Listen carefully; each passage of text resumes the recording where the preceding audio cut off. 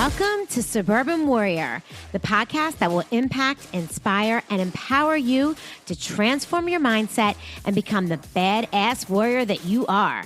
I'm your host and fellow warrior, Chrissy Pfeiffer, former clinician and corporate marketing exec turned multi-passionate entrepreneur, performance and life coach, and mom to 4 not-so-little warriors. Each week, I will bring you honest conversations with inspiring guests to share their stories of resilience, optimism, success, and simple yet effective strategies so that you transform your thoughts and change your behavior to get the results you want in your life. You will be empowered to take action, warrior up, and believe in you. What's up, warriors? Thank you so much for joining me yet again for another episode of the Suburban Warrior podcast. These are certainly very crazy times that we are living in, and I just want you to know how grateful I am that you tune in and check out each episode week after week, because I feel so strongly that I'm highlighting such amazing, inspirational people episode after episode.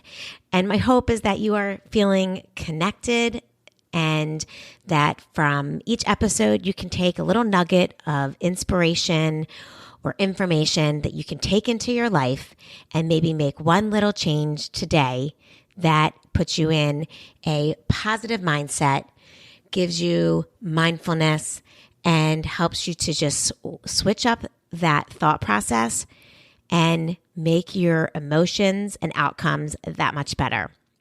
So in this episode, I have with me Molly McAndrew. And Molly McAndrew is the Chief Advancement and Communications Officer at Episcopal Community Services. And you may not have heard of them, but it is Episcopal Community Services is an organization outside of Philadelphia whose mission is to challenge and reduce intergenerational poverty. And they coach people as they achieve their goals toward economic independence, breaking the cycle of poverty. And when I first learned about Episcopal Community Services, it was just, maybe a month ago or 6 weeks ago during this pandemic, because they have a homeless shelter for moms and their children in West Philadelphia, where, being there normally is tough, but being there during quarantine when moms and their children really have to stay in their own rooms where there's no TV, limited access to technology, and not much for these children to do, it is really heartbreaking. But what Episcopal Community Services is doing is outstanding. So I'm highlighting them as just one of the many organizations in our area and throughout the country that are working to better the lives of the people that they serve locally. And what I have found through this pandemic, and I hope that you find as well, is that for those that are able to serve and able to do their part to help others, it really just comes back to you tenfold, right? This is a time when we do have a lot of downtime. There is a lot of time to think. There's a lot of fear. There's a lot of worry. And if you're a deep thinker like myself, it unfortunately could cause a downward spiral in thinking. Too much time to think is sometimes not a good thing. And so I have focused my energies and efforts on doing things that make me feel good, that make my family feel good. And one of the top 3 is to serve others. And it's through serving others that we really find our own gratefulness, our own mission, and purpose, really. And so one of the things that I would highly suggest everyone doing, if they are able, if you are home, if you're sheltering in place, because again, not everybody has the ability to do that, and I understand that. But if you are finding yourself with some time on your hands, research local organizations that need help. Reach out to a friend or some healthcare workers that you know and ask them how they're doing. And Here's a great example, Episcopal Community Services. When you hear Molly and the amazing things that they're doing, there are so many ways that we can help underserved communities. So I really am excited to have Molly on this show because, as we all know, when we do good, it feels good. And, while I think that we are in a time where we really don't know when this will pass or when it does, what life is going to look like, we can only focus on what we do know. And that's love, compassion, and resilience of the human spirit. And it's through that resilience that we will all come out of this better, stronger, and it's through helping others through it that we will all be better. So my message today is let's lift each other up. Let's reach out a hand to those that truly need us. Because remember, not everyone is going to ask for help. We have to seek out those that need help. So thank you again for joining me. Thanks for being here week after week. I am so grateful. I live every day in appreciation for my family, my friends, and to all of those people that send messages and say how much this podcast is helping them, because really, deep down, it's helping me. And I am so grateful for everyone being here. So without further ado, here's Molly. Great. Okay. Welcome, Molly. Thank you so much for being with me today. Thank you for having me. Absolutely. So Molly McAndrew is the Chief Advancement and Communications Officer for Episcopal Community Services. And I know really a little bit about the organization from our conversations and a conversation, with Maria Stroop from the Impact Center, and just hearing about it, even just a little bit. I think you guys are doing some amazing, amazing work in the Philadelphia area and for our community. So I would love it if you could tell my listeners, a little bit more about Episcopal Community Services. Yeah, absolutely. Thanks, Christy. So Episcopal Community Services, we call it ECS for short. So you hear me kind of refer to it that way sometimes. We have been working in Philadelphia for 150 years. And this is actually 2020 is our 150th anniversary year. And our mission is to challenge and reduce intergenerational poverty. So our work, the way we do that is we coach people as they achieve their goals towards economic independence. Operationally, what that really looks like are, programs and services that, you and your listeners are probably really familiar with. So we do a lot of housing work, health and wellness services, and of course, education and after school programming. But the kind of specific difference that ECS brings to all of our work is that we're really thinking about coaching and partnering with participants in whatever program and whatever place where they are in their lives to help them achieve their goals and improve their lives for themselves and their families. That's just amazing. I absolutely love that. And I know when we spoke the other day and you enlightened me a little bit more about the coaching services, or the fact that, you coach people towards, financial independence. I think that's it's just so important, because obviously providing shelter for people and providing food for people and all of those things are obviously extremely important, for survival. But in order to sustain that, or to help them really get out of this intergenerational poverty, I think the coaching is paramount. I mean, it's absolutely a service that has to happen, for their mindset overall. So yeah. I think that's wonderful that you guys provide that. It's really, I think what really appeals to me, what's kind of connects to my passion about it, is it's really taking principles that are useful for any of us in any of our lives, and the way that we need to set goals and work towards those goals, and that's sometimes something we need a little help with along the way, but those goals are our own, right? Absolutely. And that's what's kind of underneath the undercurrent in any kind of coaching model that you look at. And what, the coaching model that we're using, we didn't make it up.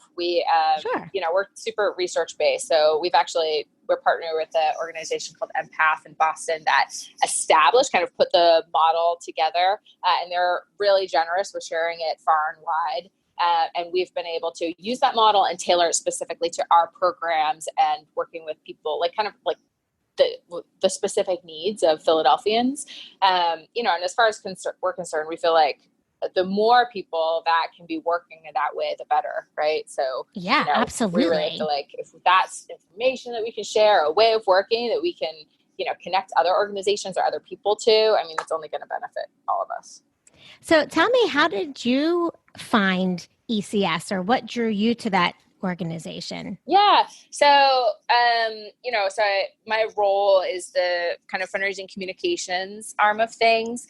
And, coming up, I really started out working in arts organizations, and then ended up in more of kind of a social service or social justice, human service realm of things. And once I started doing that work, I was like, oh, this is it. Like working with people, helping people, working towards social justice, those things feel like really connected to my passion. And, at the end of the day, work is work. And I felt like I needed to feel like, on those worst days of working, I needed to still feel like I was connected to something that was really meaningful and big, and that's really motivating to me.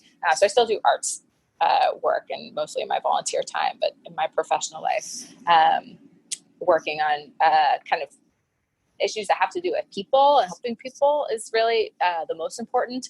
And I came to ECS. It's actually technically my second time working at ECS, and was really drawn to that, the connections with people. So the people that we're working with, the relationships that we build with the people in our programs, but then even just the relationships that are built among people and staff and the people interdepartmentally. And it's just a really compassionate and hardworking place to kind of get up and go to work or log into, such as it may be right now. Yeah. And, one of the things that you said, just, connecting with people, which I think right now in this time of social distancing for all of us, a lot of people are struggling with that loss of connection, that we're feeling with just really other human beings. Yeah. And, a lot of through my coaching and just the podcast and just in general, I mean, a lot of it is about creating connection, but also trying to help people realize, like, what are the things that we can be doing right now in our everyday to help all of us get through, right? And, part of that is, focusing on your mindset and mindfulness and moving your body physically, and, and how it really does feel good to do good and serve others. Yeah. So tell us a little bit about, ECS right now. Like, I know is there a homeless shelter in West Philadelphia right now? Yeah, that's correct. Yep. Okay. So tell us a little bit about that. Yeah, absolutely. So, like I said, we have several, different programs. The thing that is, everything's kind of been able to continue operating. So, we've been able to move our coaching into remote coaching, opportunities, as it's able to work with everybody. We're all kind of negotiating schedules and things like that, obviously, and our participants are no different. But something like a congregate living situation, like our shelter in West Philadelphia, that's not something that just is solved easily by social distancing. In fact, like having social distancing creates an even bigger challenge to keeping participants safe and running a high quality shelter. So our staff has been working really diligently on this in the last several weeks. They made, kind of turned on a dime to have a really skeleton crew. So of course, only essential staff who need to be there every single day and are on a regular staff rotation. We've separated, given family space from each other as much as possible. And we've, made changes, even as things like the way we provide meals in the dining hall has kind of changed, right? So that people can do it as grab and go and things like this, and trying to make sure that those are meals that stay healthy, right? So we're just like all of us trying to balance what our kind of big picture goals are: health, wellness, right? Running a high quality facility with managing this current crisis, right? So trying to keep holding on to both of those things at the same time.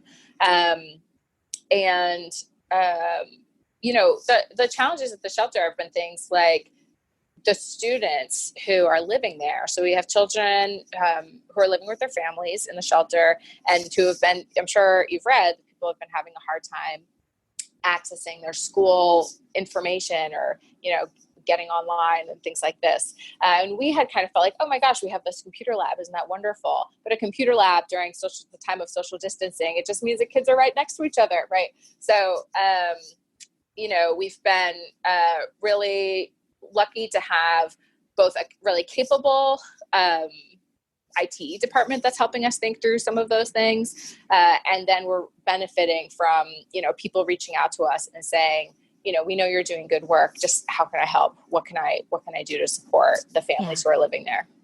And okay, so what can people do to help support the families that are living there, or to support ECS? Yes. I mean, I'll say, and I think this is true for any organization, anyone that you're supporting, any nonprofit.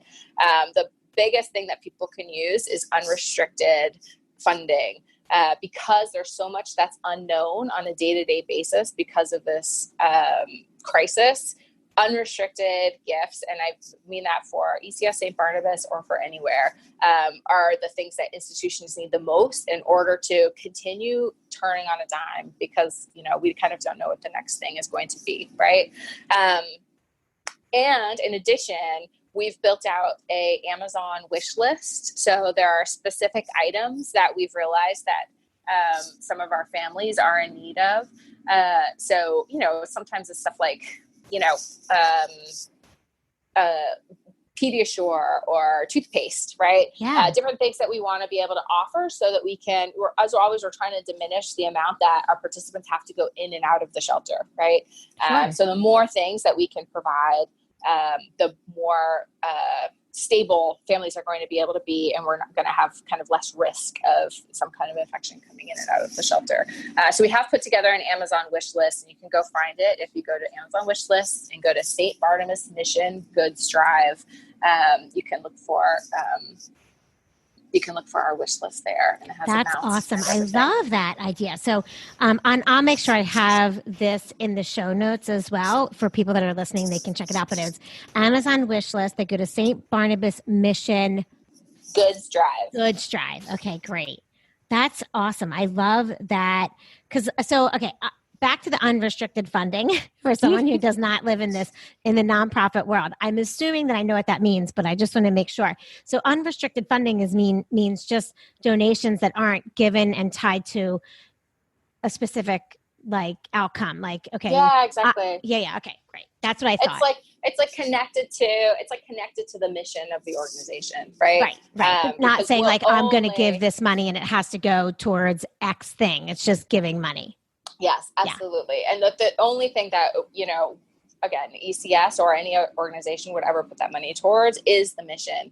Sure. And it just provides that kind of flexibility so that you can say, great, okay, now this is the new thing we have to worry about here. And we can kind of absorb those costs as we go along. Okay. And Amazon wish list. So let me ask you, just as you were talking about technology, if people do have older iPads that are in their house laying around, or things that they're not using, could that benefit the families, or no? Is it really just, giving unrestricted funding and the Amazon wish We're looking at some of those on a case-by-case basis. So I would just say, one thing that we do want to say is that we're not asking we don't want people to come to the shelter right now to do any drop-offs and we don't, just like all of us, we're working remotely, right? So we don't have, this is, kind of an added challenge. We don't have a drop-off location, right? Gotcha. Or a means of disinfecting or any of that kind of stuff. Not just the kind of normal concerns, right? Yeah, absolutely. That said, if you reach out to me directly, it's at mollym@ecsphilly.org. I'm happy to have a conversation with you about that or anyone about that, and just see, what opportunity might be there. And if it's not, we partner with a lot of other worthy and wonderful organizations in Philadelphia. So if it's not something that we can use directly, then we'll be sure to connect you to somebody that we think can use what you've got. Okay. That is so great. Well, I just love that. I love that there is an Amazon wish list, and I really connect with the mission of, ending generational poverty. It's like, you see so many stories, or you just even think about people that or in your own life who, have come from one place in life and who have made it to another.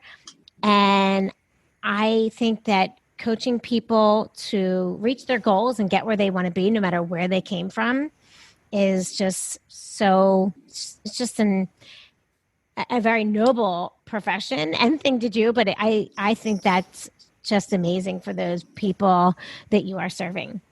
So thank you for all of the work that you're doing.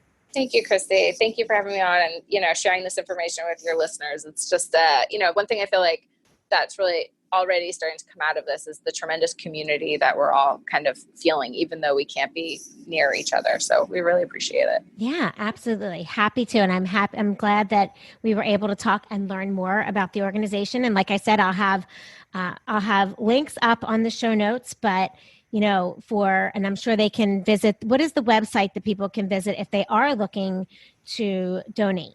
Yeah. ecsphilly.org. Awesome. Great. Okay. So ecsphilly.org. Okay. Thank you so much, Molly. I'm so glad you were here with us today. Thank you. Thank you so much. Okay, guys. So that was Molly McAndrew from ECS Services. And I hope you got a little bit of a glimpse into the amazing work that they're doing, coaching their clients to end intergenerational poverty. Just amazing. So thank you again so much for joining us. I hope we'll see you again here next week.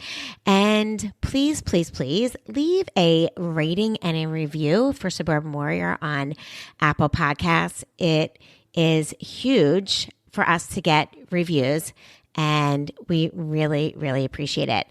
Also, you can join our Facebook community, Suburban Warrior, and you can find me at Suburban Warrior on Instagram. Have a great day, everybody.